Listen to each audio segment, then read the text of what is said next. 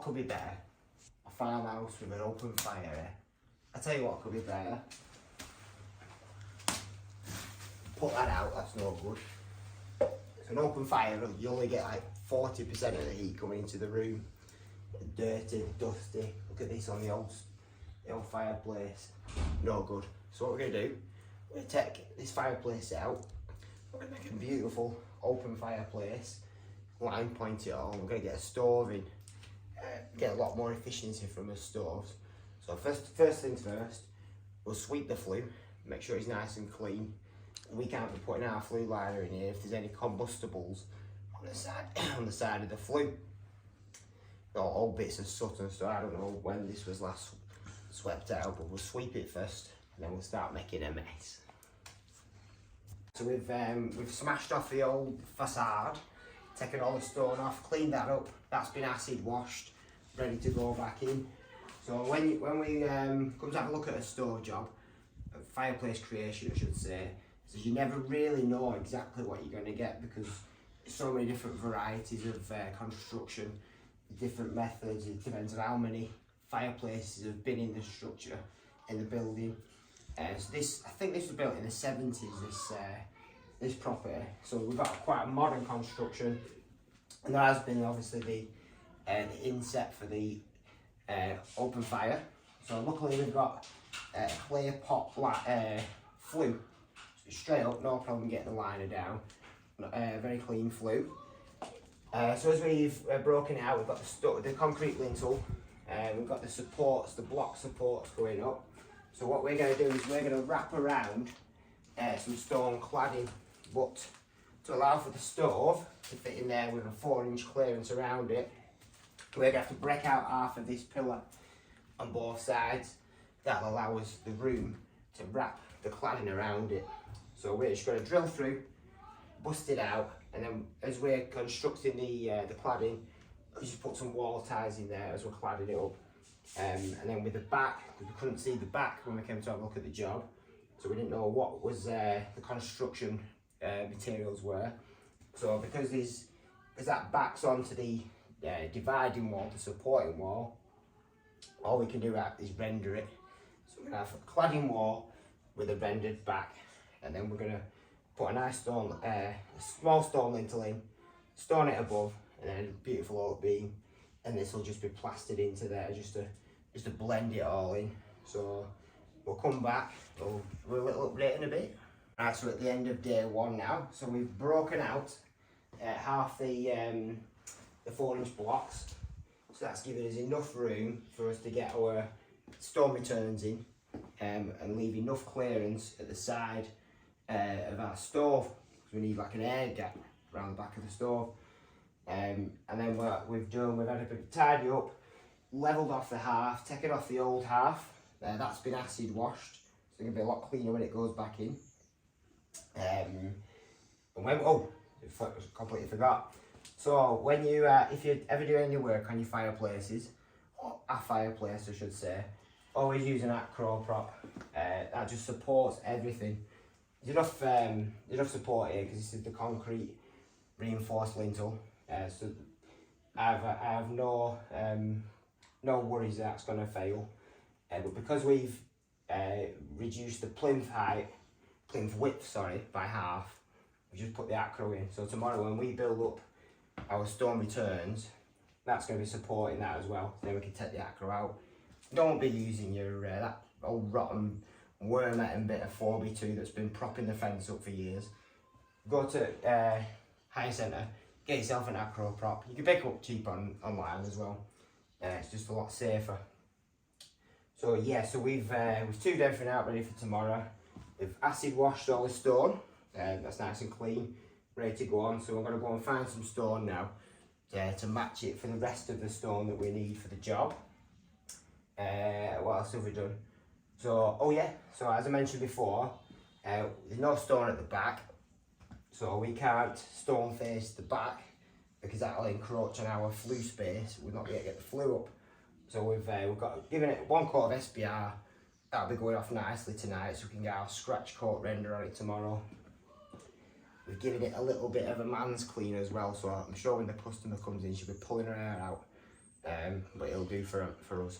So, oh, and we've serviced the stove as well.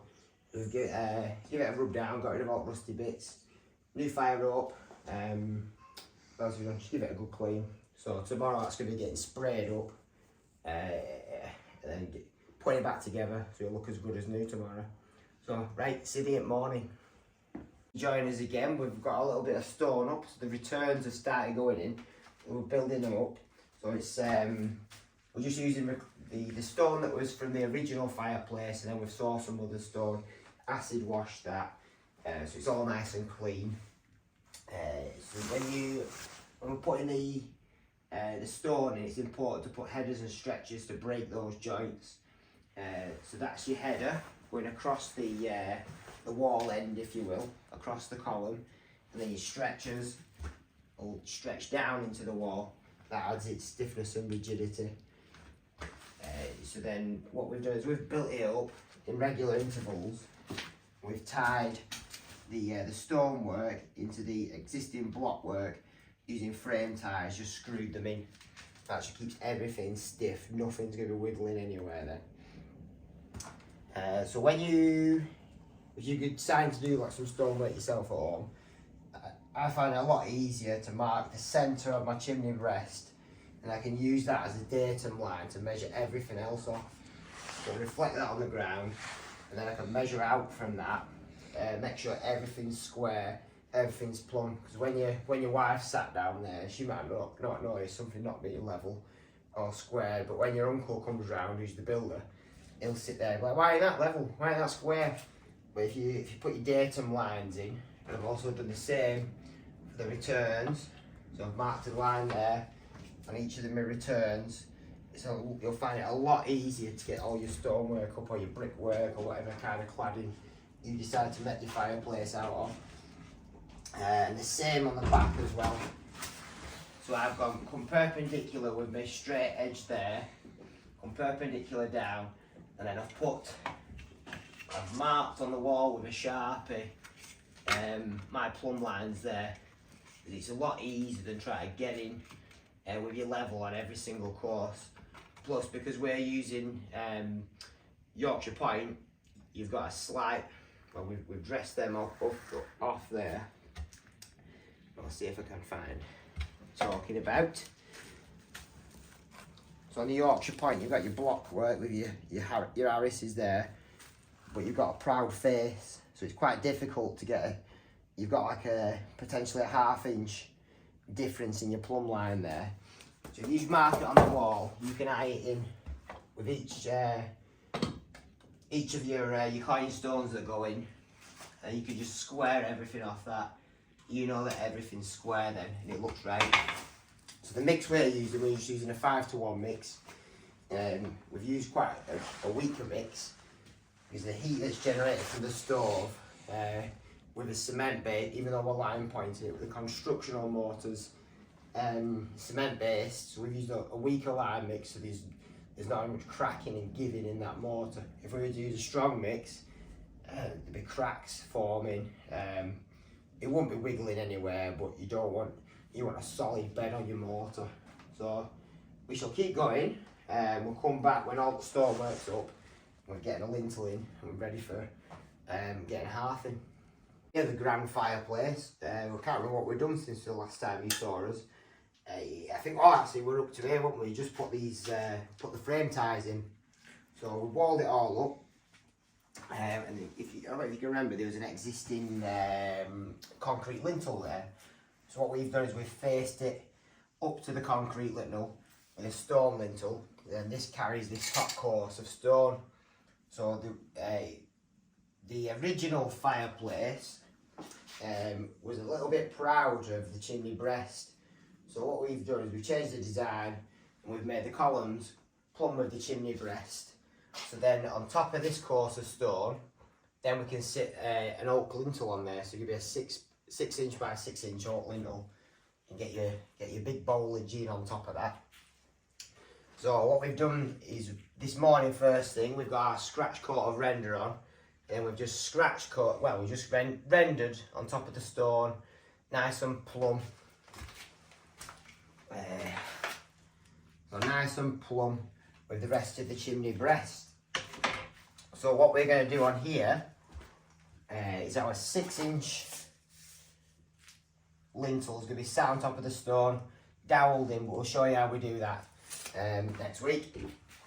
So that's going off nicely, so when we set our beam on there, it's going to be nice and flush. There's not going to be any holes down the back. So the render's been on now for maybe about half an hour, 45 minutes. So this is just our scratch coat, is this. So we've done a 5-to-1 mix of grit sand. So what we do now it's starting to cure a little bit, is we just put our key in, because this is a scratch coat. This is the base coat that we've used. And then on top of this, we can put our finish coat. Some people might use 3 coats. I tend to use 2 on my renders. I don't know why, just saves a bit of time, I guess. So this key allows the next finish coat of render to bond nicely to that scratch coat. So put some like the features in there.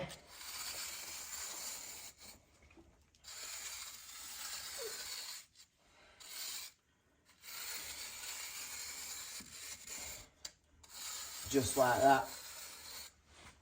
So that'll do for that. We'll probably leave that till later on. Might get another coat on today, but it is Friday, so we might want to be getting off early. So you can have a look at the so that's what we walled up yesterday. So what we've done this morning is we've just scraped back yesterday's mortar nice and hard prior to the putting up the lime mix. So you can let your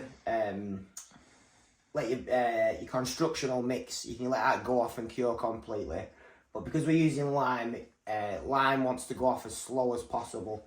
So we've applied the lime mortar to the constructional mortar the day after, and then it's got all weekend to cure.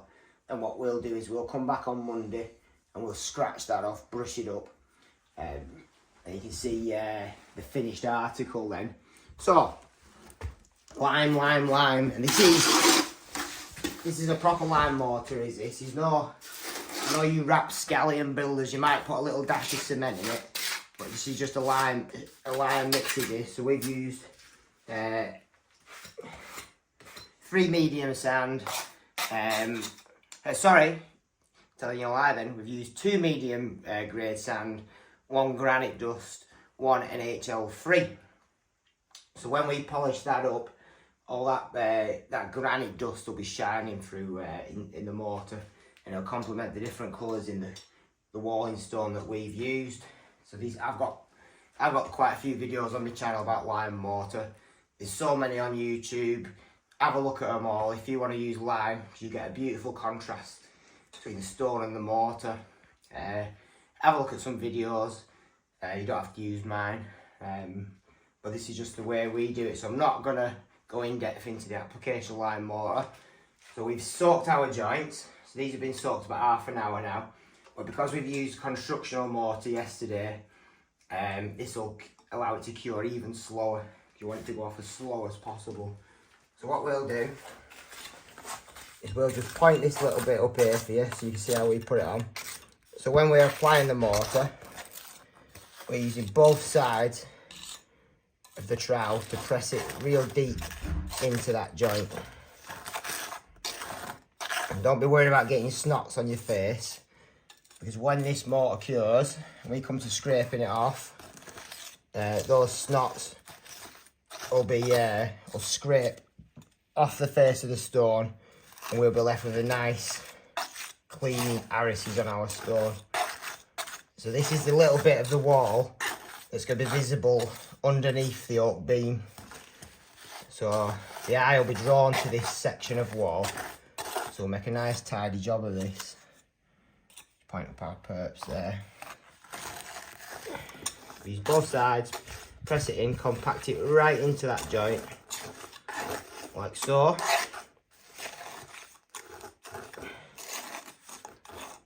Fill them joints up.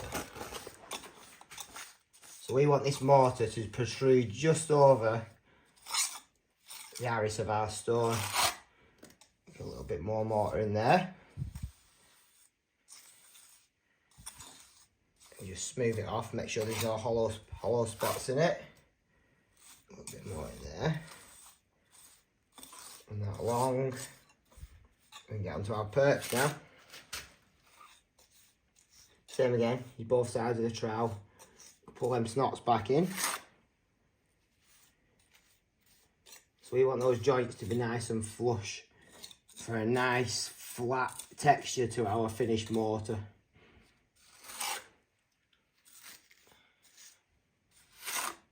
Oop, a bit too much on there, get a bit greedy.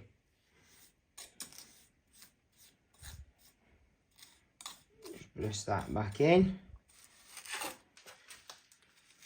On there, in. So the same, to see how as I've rendered up and I've screeded it back, we've got a few snots on here from the mortar, the cement mortar that we put on this morning as the render coat. So on, because that'll have cured fully by Monday when we come back. It's Friday today. So what I can do is I can just wire brush it back to a nice clean stone. I'll just finish this little bit off here.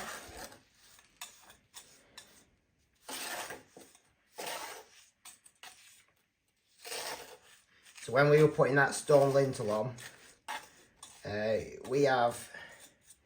we've matched it in with the course either side, so it looks like there's just one continuous course running across. So depending on the size of the lintel you use, if you get like a big stone one, you can break that up into 2 courses. So say if you had a big lintel there, you could run them 2 courses into it. It's just depends what kind of stone you have on site or what kind of brickwork you've got to hand. Each fireplace is individual. Each one's unique. There we are, nearly done.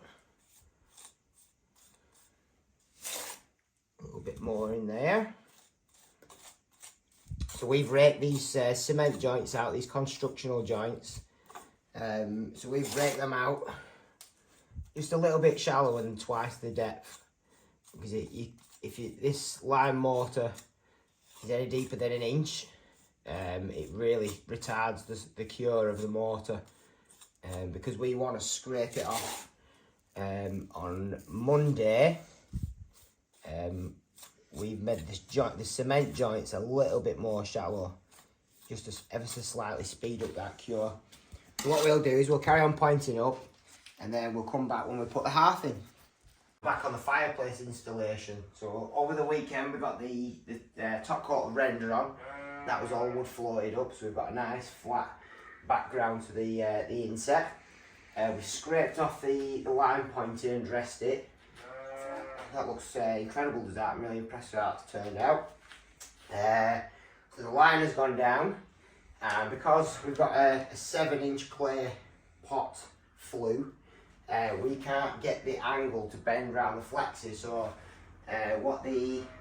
onto the flexi we put a normal connector, and then onto the connector we put a multi-angled pipe. So this rotates round, so we can get this enables us to get around any bend from the top of the clay to where the outlet of our stove is. So that's they come in handy quite often in installations. And then we've connected the multi-angle connector to the vitreous pipe. And what we do is all the connectors, any connection, we put self-tappers in, stop any movement, and then we seal all the joints. We make a gasket, so we've got the fire cement, fire silicone, and then the fire silicone, the flexi into the connector. So all that's ready to go up now. Stove's ready to go in. Oh, there we've got the hearth in as well. So we've got these lovely wraparounds with the stone. Everything's level, everything's ready to go. And because this Tiger Plus stove is an 8 kilowatt stove, we have to put an external additional air inlet in. So what we've done there is we just cored through the wall. We've got a permanent air source. So when this stove's raging, it's the combustion triangle. So we've got ignition, fuel, air supply. So that triangle is solid. We've got a readily burning fire. So what we're going to do now is we're going to fit this stove. You'll come back and you'll see it burning. There we have it, one multi-fuel stove installed. We've got everything hooked up, done all the safety checks. It's very important that once the installation is done, these safety checks are done to make sure everything's kosher and it's safe. We've got the carbon monoxide alarm fitted. We fit this beautiful beam here. So let's get this glassage in on that. So right, on to the next job.